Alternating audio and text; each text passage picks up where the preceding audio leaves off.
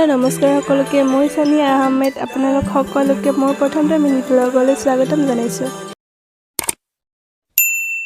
ৰাতিপুৱা শুই উঠিয়ে মোৰ প্ৰথমটো কাম হ'ল আমাৰ টমিক ফুৰিবলৈ লৈ যোৱা। চাওকচোন তাই কেনেকুৱা কৰি আছে। আমি এতিয়া ফুৰিবলৈ আহিলে অলপ ৰাস্তাৰে কেনেকৈ দৌৰি আছে। এতিয়া 6:30মান বাজিছে, বেলিটো ওলাও নলাওকৈ দেখা দিলে বাৰু।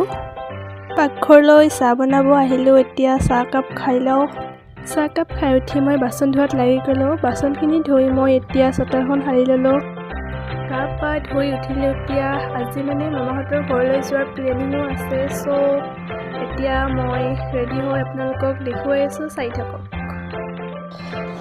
মই ৰেডি হৈ গ'লোঁ। কেনেকুৱা লাগিছে গাইজ? লিপষ্টিক নিদিলে মোক বেমাৰী মুৰ্গী যেন লাগে, হয়নে গাইজ?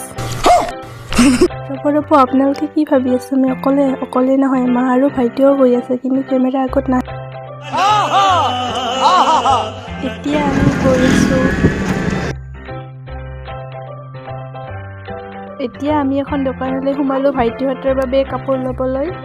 এতিয়া আমি গৈ আছোঁ, পামেই আৰু আজিলৈ ইমানেই। ভিডিঅ'টো যদি ভাল লাগিছে লাইক, কমেণ্ট আৰু ছাবস্ক্ৰাইব কৰিব নাপাহৰিব। আৰু এটা কথা, যিহেতু এইটো মোৰ প্ৰথমটো ভিডিঅ', যদি কিবা ভুল হয় সেই ভুলবোৰ শুধৰাই যাতে মোক আগুৱাই যোৱাত সহায় কৰে।